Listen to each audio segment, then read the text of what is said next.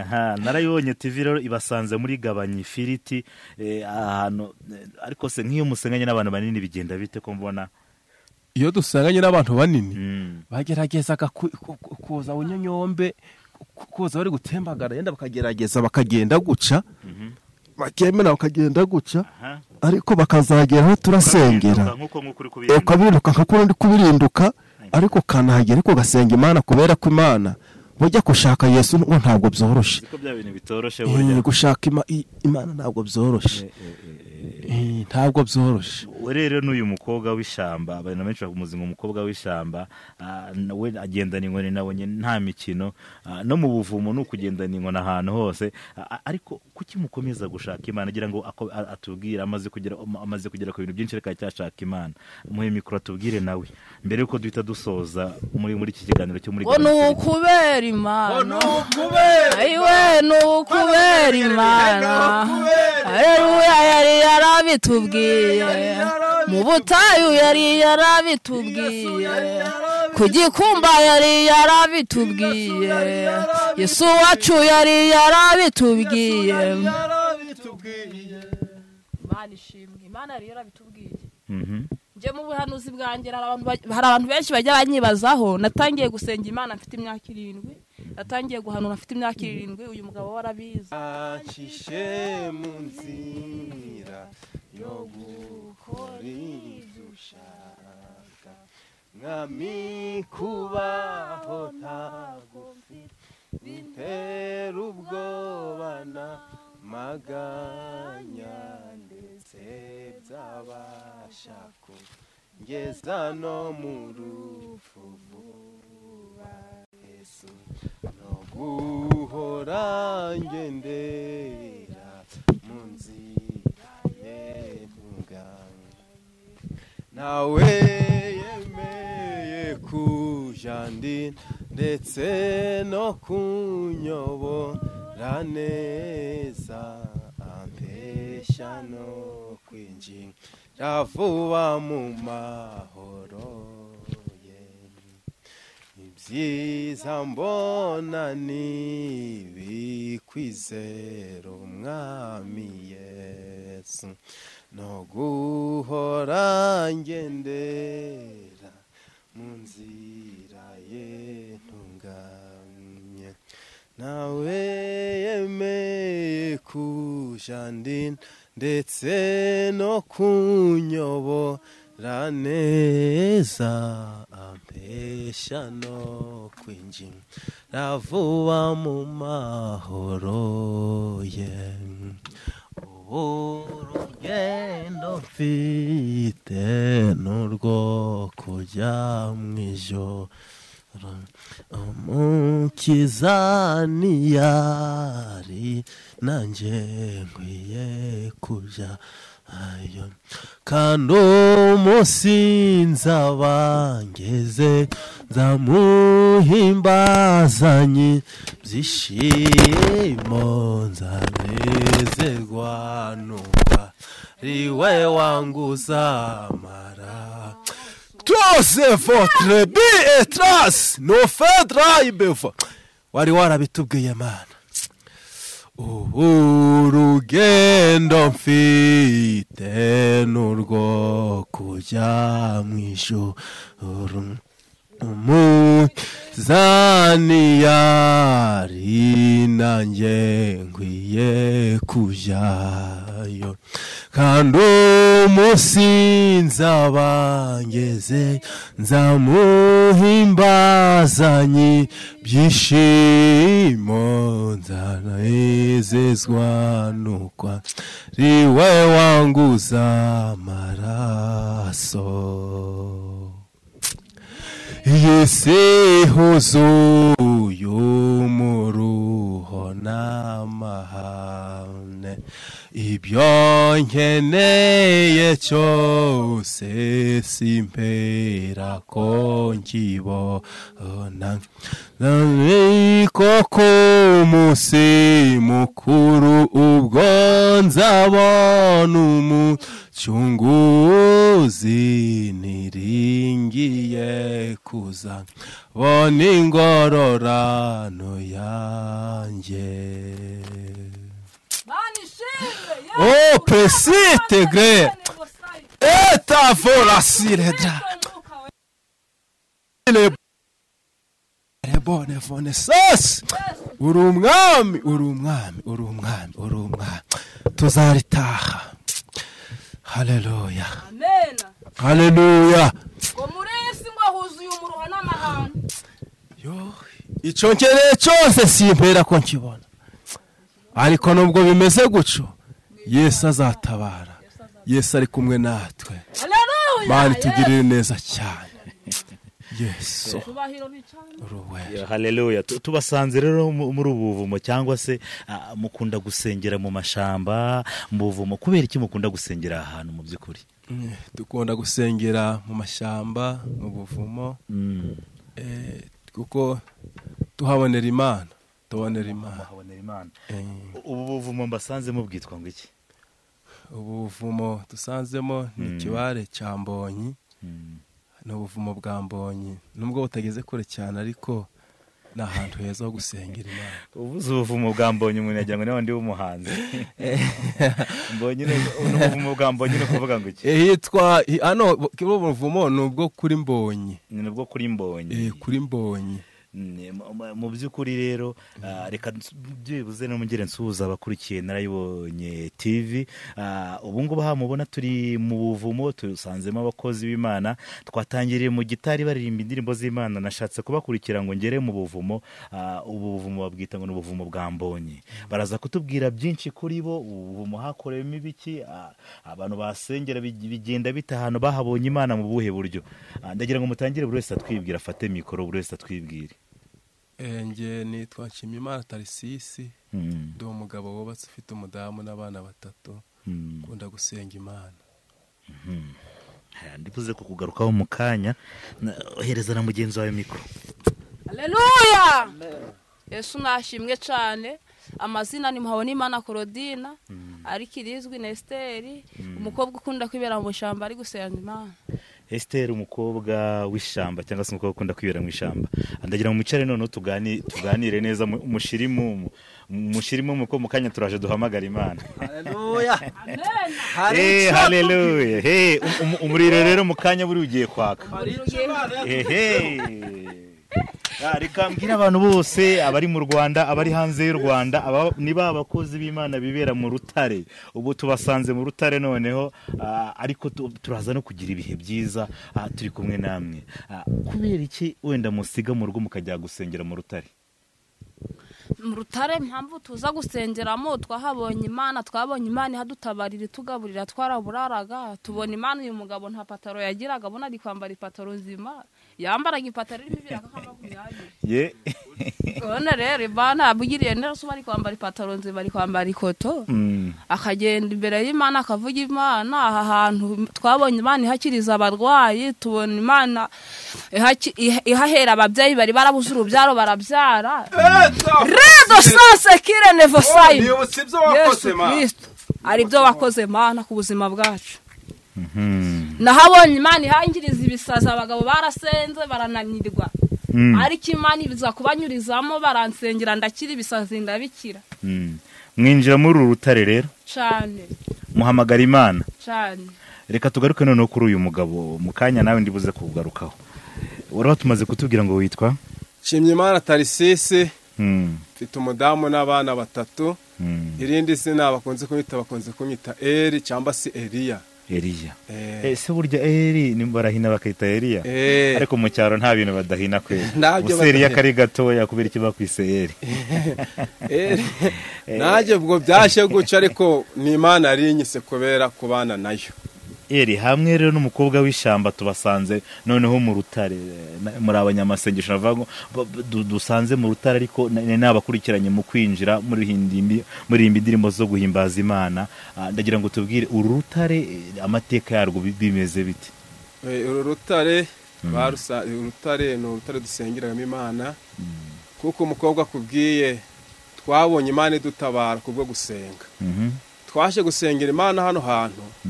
Ndibuka igihe kimwe nari mfite ibibazo bikomeye, n'intambaraga ubusa, nta pantaro nagiraga nk'uko bibabwiye, naje muri buno buvumo nsenze Imana irambwira ngo nzagutabara, irambwira ngo nzakurengera, irambwiye ngo nzakubakira, yarambwiye ngo nzaguha umugore. Icyo gihe nari ndi umusore kubera navukiye muri kano gace hano hantu, ubwo naje kubasengera ndi umusore, zana ibyifuzo. Watangiye gusengera muri uru rutare, ubu buvumo wabutangiyemo kera uri umusore? Ndi umusore. Imana niho yambwiye ngo uzampa umugore, Imana yaramumpaye. Hano Imana yambwiye ngo uzanyubakira, Imana yaranyubakiye. Hano niho yambwiye ngo Imana izampa abana, Imana yabampaye. Nubwo najyaga nca gusenga hirya no hino, ariko icyangombwa ni hano niho naboneye ubutabazi bw'Imana. Niho waboneye Imana. Ubu buvumo mwaje kubuvumbura gute? Ubuvumo twaje kubuvumbura nk'uko dusanzwe dusenga, ubwo twaratambutse hano tubona hariho ubuvumo, turavuga ati nyamara hari ahantu waje kuhasengera Imana, hari icyo Imana yamukorera. Ubwo tuzamo gutyo. Muzamo gutya. Ndumva hano mwaravugiye Imana mu buryo budasanzwe. Twahaboneye Imana. Twaboneye Imana, kubona twazagamo twambaye ubusa, none dore twambaye amakoboyi. Ndikona niko wambaye rero irahenze, yihagazeho. Irahenze goraga 10,000, nubwo yena kubiso tuno twa bodaboda, ariko natwo n'utw'ubutayu. N'utw'ubutayu. Inkweto zo zirahari ko ntago wakambara ipantaro nk'iyo ngiyo, nubura nukubera ko ufite impamvu zo kuza ahangaha mu buvumo. Eri rero umaze igihe kinini usengera muri ubu buvumo, ndagira ngo wenda gutubwire nk'ibintu bitatu wibuka Imana yavuganye nawe muri ubu buvumo. Ibintu bitatu nibuka Imana yavuganye nanjye muri buno buvumo. Icyambere nabwira abantu Imana yakoze. Imana yankuje ntakwiriye. Impamvu Imana yankujije, bujya kuba uri umusore ukabaho wambaye ubusa nta n'akazi, uri umushumeri ukabona Yesu aragutabaye, ni ikintu gikomeye. Yesu yantabariye hano, yampaye ibyo kwambara. Icyo ngishimiye Imana, ndi hano muri ubuvumo, Imana ibyumve kandi yarakoze. Yesu Etafa, ikindi nibuka gikomeye Imana yankoreye, kubaka ntabwo byoroshe. Yarambwiye ngo uzanyubakira. Ibyo kintu Imana yagikoze, Imana ntabwo icyubahiro. Ikindi Imana gikomeye Imana yankoreye, yavuze ngo uzampa umudamu, yaramumpaye. Imana yarabikoze rwose, ibyo bintu yarabikoze. Nubwo akoze byinshi cyane, yankoreye byinshi. Yarabikoze pe. Igihe amasezerano Imana mpereye hano yarayasohoje. Ndumva hano hari Imana rero. Yarayasohoje, umukozi w'Imana muhaye warabizi. Yahampere n'iri shamba. N'iri shamba riri mu buvumo n'iri shamba naryo nege Imana yararimpa. Kwa turi gusenga Imana yambira ngo ngiye kuzagurisha. Amana uzambisha muri ko. Aravuga ati nzarigo. Imana yararimpaye. Ubiri shamba risenga mukitatamura ukazamuka ugasimbuka. Ngasimbukira Imana kayibyinira. Niryawe neza. Ngacumugara nijyanje Imana ari guhaye gute. Imana yarimpaye. Yarimpaye kubwo gusenga. Narasenze Imana yambira ngo nzaguha ishamba. Ariko nanjye inzira zo kugira ngo uzarimpema ntago naziteganyaga kuko nta kazi nagiraga. Ariko Uwiteka Imana agiye gukora imirimo n'ibitangaza. Sinzi uburyo Uwiteka Imana burya inzira z'Imana ni nyinshi. Njya kubona udufaranga mu tuntu nari ndi gukora two guhinga. Ubwo Yesu abakoze ibitangaza mbona amafaranga yo kugura iri shamba. Ubu rariguze iri shamba ryose nabonye mutangiye kuririmbiramo. Nubwo atari ryose, ariko Yesu ahambaye igipande kigaragara. Ubu ryose bura ryose uzanarigura buri yakomeza winginga Imana. Oya kubwo gusenga Imana arambwiye ngo ni irishamba izanari. N'ubundi ntago rizakurengaho ni. Oya yarambwiye ngo uzarimpa. Kandi arimbwiye hamwe n'uyu mukozi w'Imana. Imana izarigura. Atasifoni ya. Yes. Uzarimpa. Imana izarigura. Kubaka inzu. Haleluya. Inzu isakaje amabati atukura. Haleluya. Yarabivuze ko izampa inzu y'amabati y'umutuku. Kandi igiye kumara kuzura, rimara kuzura azahita ajya ariko Yesu ndagushira. Mereza rero n'uyu mukobwa w'ishamba, none we tumusanze mu ishamba, ariko none uyu munsi sinzi ko turi buze kubibwira abantu badukurikiye. Niba ari abanyamasengesho mu rutare, uyu munsi ubu twongeye kugeraho, tubwire ubuvumo waje kumenya gute? Ubuvumo naje kumenya kubera uyu mukozi w'Imana. Nababwiye yuko uyu mukozi w'Imana yansengeye nari narasaze. nari nararwaye mva nta nari narageze hose baransengera ngira umubiri nari mfite umubiri bungana n'inkoni yanjye baransengera Imana irongera interaho inyama nongera mba muzima kubera ko nakundaga gusenga umva aha hantu nahaboneye byinshi kubera uyu mukozi w'Imana umukozi w'Imana arasenga asenga Imana ivuga ntabwo ashakisha ntabwo ameze nk'abahanuzi birirwaga bari kubesha ntabwo abesha yasa kubesha nawe nari ndemutamaza ariko zo kujya ugenda n'inkoni kandi uri umukobwa iyi nkoni ifite impamvu nk'umukobwa w'ishamba ntabwo waba uri mu ishamba ushobora guhura n'inzoka ukayikubita mu gahanga ikameneka igapfa shamba wahura n'ingo ukayikubita mu nda nayo ikagenda ikakuva imbere ariko ikakomeza isengera Imana niyo mpamvu ubu buvumo rero tubasanzemo mu by'ukuri twari twabakurikiye mugiye guhamagara Imana ahantu mujya muhasengera gute ko mbona ari hatoya bigenda biti ewe turahasengera cyane twakumva tunaniwe tukajya gusengera mu cyumba cy'amasengesho kuri uyu mugabo nyine afite icyumba cy'amasengesho kiriya cyumba cy'amasengesho afite nacyo abarwayi bajya baza bakahakirira ikintu natangariza abantu abadukurikiye bose bajya baraza gusenga Imana hari abakozi b'Imana bakiriho batari bandura bagifite umwuka wera bya bihumbi 4 bitari byapfukamira bayari biracyahari muri abo ngabo rero n'uyu mugabo arimo kubera ko twasengeye Imana namubonyeho byinshi yarambwiye ngo Imana impaye ibyuma ndabifite ngibi ntago ndi kuvugira ku bitirano yarambwiye ngo Imana igiye guca agasuzuguro k'abadayimoni kuko hari abankoreshaga tukabishura amafaranga ako gasuzugura Imana irakanga Imana ibiguhaye ibyuma rero inayita izina cyane yanjye yitwa Narayibonye TV binyuriye muri uyu mugabo niyo mpamvu rero uyu mugabo wamusebye ko yamusebye kose njye sinamusebye kuko namubonyeho Imana hanyuma rero ubuvumo nabona ari bunini ntago ari butoye ni bunini cyane dufite n'imikeke dufite abashitsi turagera twayirambura hariya tukarambiriza tukabyinira Imana tugasenga Imana ikavugana natwe hari ako mbona ari hatoya umuntu ahinjira gute hari imbere kugendesha inda ni muri gabanya ifiriti ni muri gabanya ifiriti ni muri gabanya ifiriti jya bikeya amasengesho abe menshi hari ahantu ko mbona ari hato utari mu masengesho ntago wahinjira ntabwo wahinjira bose binjiramo gute reka tugenda ariko tunarebe mu by'ukuri nanjye nubwo ndi munini ariko ndagerageza amasengesho ntabwo wariye ndabizi muri gabanya ibiro ufite ibiro na 80 winjiramo mu ijuru ntihazagera ibyaha ndico gituma huzuye amahoro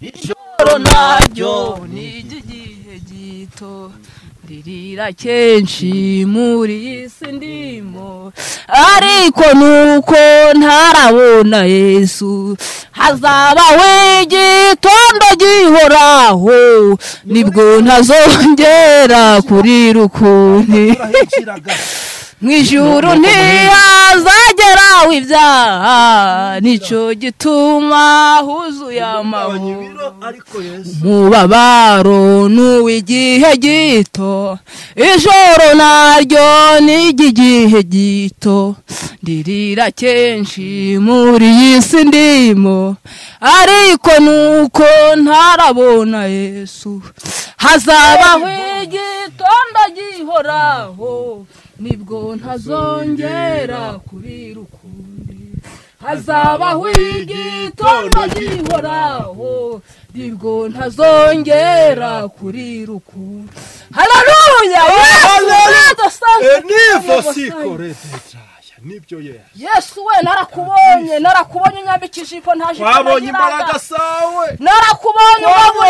narakubonye nyubakira amazu meza umundi gukoropa nararaga mu mbaraga twabonye udutabara mana we niyo mpamvu nzahamya izina ryawe mpaka icubahiro ni cawe mana waraturengeye mana icubahiro ni cawe nta nuwo muzagisangira haleluya twinjira rero muri iki cyiciro cya kabiri ahangaha muhita ngo ni muri gabanya ifiriti ahantu ntago wahinjiramo wariye rwose ndabona winjiyemo ikinyuma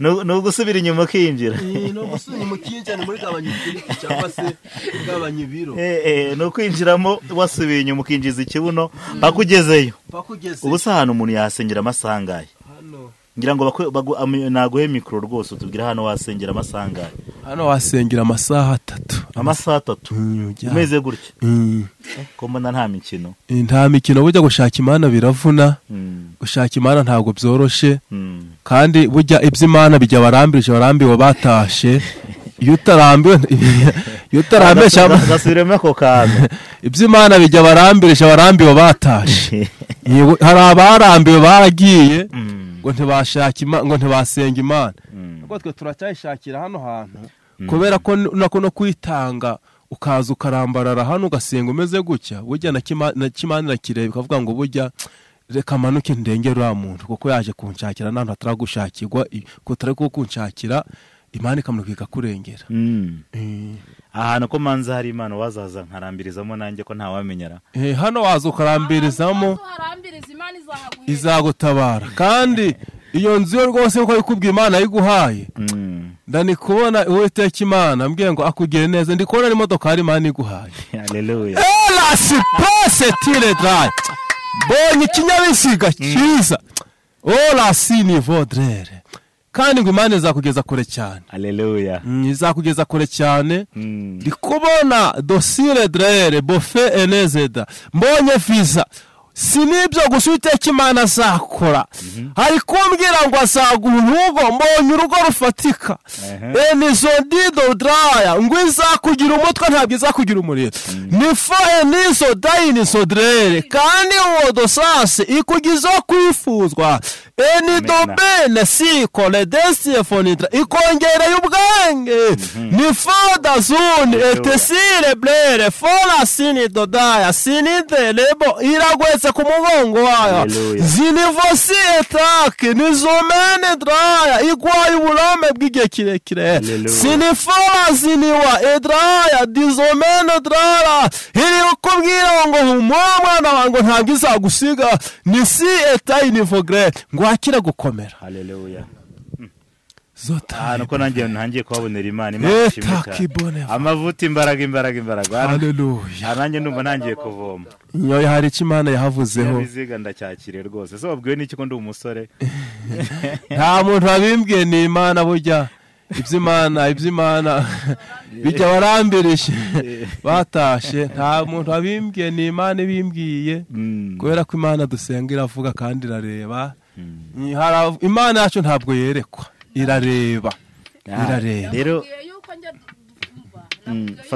fata mikro numve neza nakubwiye yuko hari abahanuzi batari bapfukamira Bayali mu bahanuzi rero uyu mugabo arimo uyu mugabo yaragiye Imana inyubakiye inzu twararaga mu nzu y'ibipfumura byinshi cyane byaratubaguritse uyu mugabo arambwira ngo abonye Imana itwubakiye iratwubakira arambwiraga imbaraga izashiramo na televiziyo barayibonye warahageze urayibona ambwira yuko nzagurana intama barazimpaye zinsanga mu shamba ndi gusenga ubwo rero uyu mugabo namubonyeho byinshi ntabwo ndi kumva Mana yanjye namubonyeho byinshi Imana imukoresheje icyo nabwira abantu rero muri no minsi bareka dusengane n'abantu bagifite umwuka wera nabare abatawufite basubira ku gicaniro basenga basubira ku karago ariko ndagira ngo duterere agakorasi hari udukorasi mujya mugira muri hano mu buvumo mugahamagara Imana umuriro ukaka ndagira ngo mudutere byibuze agakorasi nanjye ngende kuri ayo mavuta tugana ku musozo niyo yimika Imana niyo yimika ikura abami ku ngoma ikimika abandi yakuye Sawuli ku ngoma yimika Dawidi niyo yimika Imana niyo yimika Imana niyo yimika ikura abami ku ngoma ikimika abandi yakuye Sawuli ku ngoma yimika Dawidi niyo yimika Imana niyo yimika natwe yaratwimitse twari insuzugurwa twageraga mu rusengero bakatubwira ngo twigireyo ngo turi kunuka ngo twambaye ibisa nabi ariko ubu turi kujya mu rusengero bakatubwira ngo bakoze b'Imana ngo muze mwica bakatureburira ku muryango nta myenda twari dufite ntacyo kwambara, nta byo kurya, nta shyamba twagiraga, ariko Uwiteka Imana aratwimitse. Haleluya! Iyo ntekereje ibyo Imana yakoze, ngatekereza uburyo Uwiteka Imana yankuye, Yesu waranyimitse, izina ryawe nirishimwe. Haleluya! Imana irakaruhura, Imana ni karuhura, Imana ni umukozi w'umuhanga, ni umugabo w'intwari, ntabwo tuzakuvaho. Twarakubonye, twabonye imbaraga zawe, twabonye neza yawe, twabonye uburyo ugira neza bagaca bukira, uri umwami w'abami. Reka nkuvuge nubaraye munsi kino gitare, kutakuvuga ni igihombo, kutagukora ni ukunyagwa, utagukorera ninde, utakuvuga ni uwahehe. Uri umwami w'abami, uri umugabo w'intwari, makomeye n'aboroheje bagushoye kuri umwami w'abami. Hallelujah! Ora siri dry. Iyo nibutse ibyo Imana yakoze bituma ngoma mu munyenga. Nubwo kugenda n'imodoka ari umunyenga, kwibara mu kari rw'umunyenga gukomeye. Hallelujah!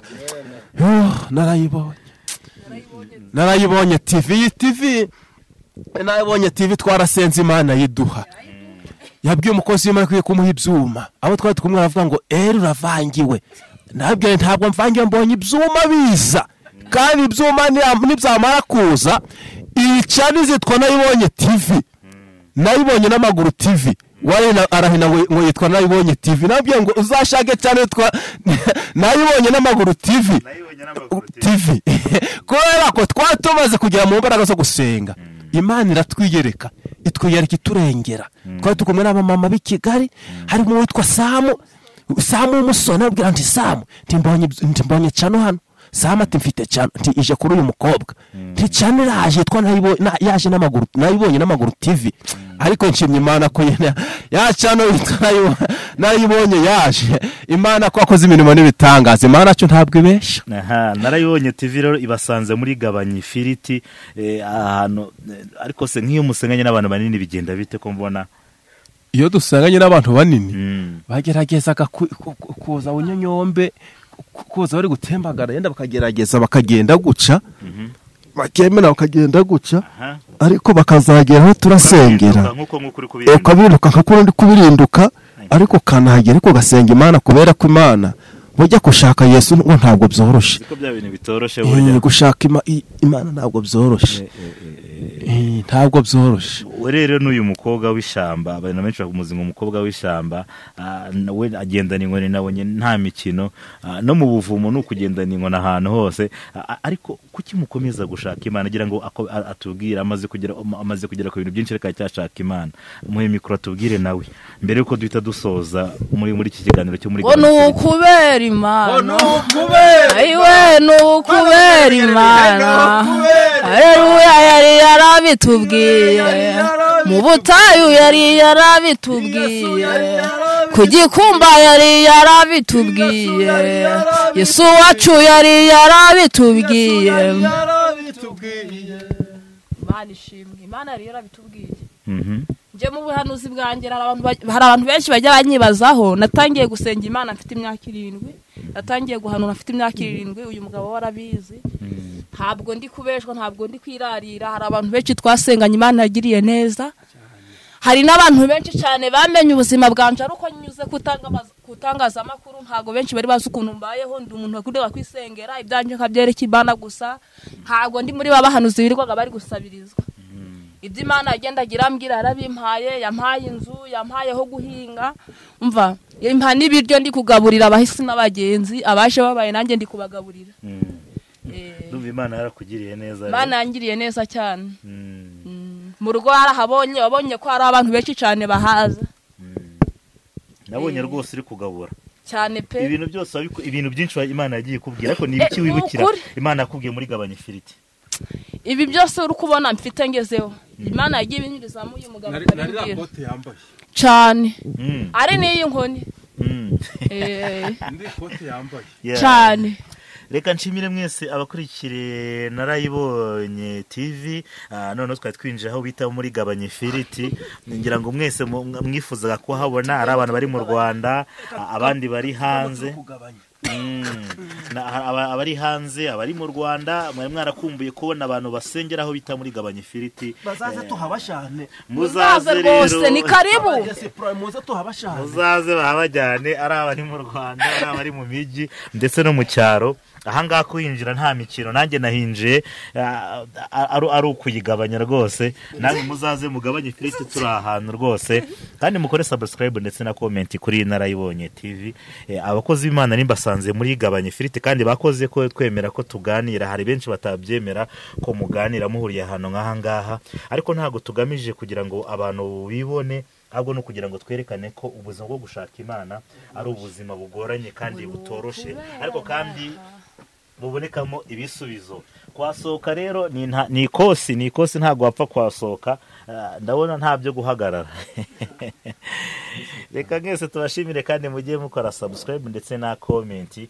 Dusohotse rero muri ubu buvumo, twabanjije mu rutare rwa mbere, igice cya kabiri twinjira muri Gabanya Ifiriti. Reka rero dusohoke tunabashimira kanga ko gusohoka wenda sindavuga byinshi, ubwo baradusohoka badushira mu mavuta. Hallelujah.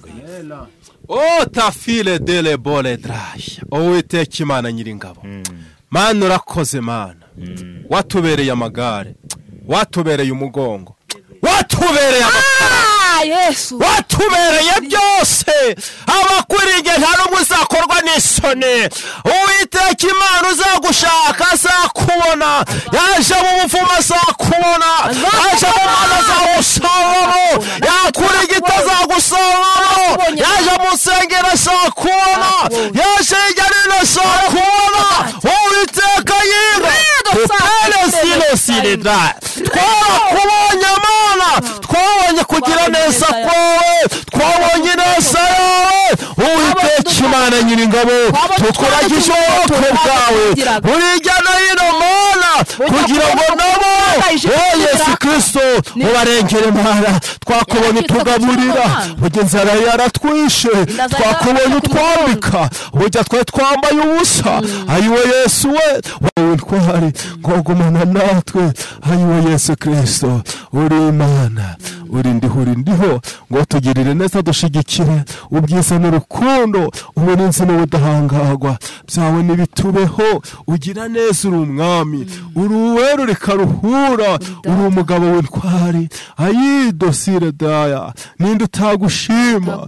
Ayize foregrere nini ziregrere. Ufite amaso, uri Imana ifite amaso, uri Imana ifitire urareba. O muri nguma pesire grere bone, uri umwami w'abami Yesu, uri igiti cy'inganza marumbu. Anizifo etakene grere, anasire bone, anasire debo, anisikrere bofe, anasi etaya. Ngugiye kukugeza kure humura. Urakoze Mana. Pesi kole fore. Ngwiza kugeza kure enivonia. Ngwigwaye abatera nkunga. Urakoze Mana ndabakire. Kandi ngo nesase ngo amafaranga ngo araje. Fore defo ngwira kubakiye eni bonisi fo enazo drere ngo humura ngwira kurinze ani dobi enosire ngwira gushigikiye no fala sinidraya ngo niye yite kwibazo bya no paini sefone grere ngo nesi zinina ngo dore sinivo ngo dore cyana yagomere yarayiguha ngwira yamamashije no fe etayini grere enisifo etaya ngo akira ibindi byo Yesu ndakakiriye anazidrere refo etaya ngo fizi yakwemere ngo yakire ani de bone fora sirege. Kandi ngo umuntu uwo rusengera de bone uwo mudamu nefora siridre eni bovenesan utuye kure cyane ngwira musankuye ngwira mukosheje ngo ari kikose era bire foregre papi elese foregre yesinidra ngwira musamuye ngwira mutabaye ngwigiye kuniniwa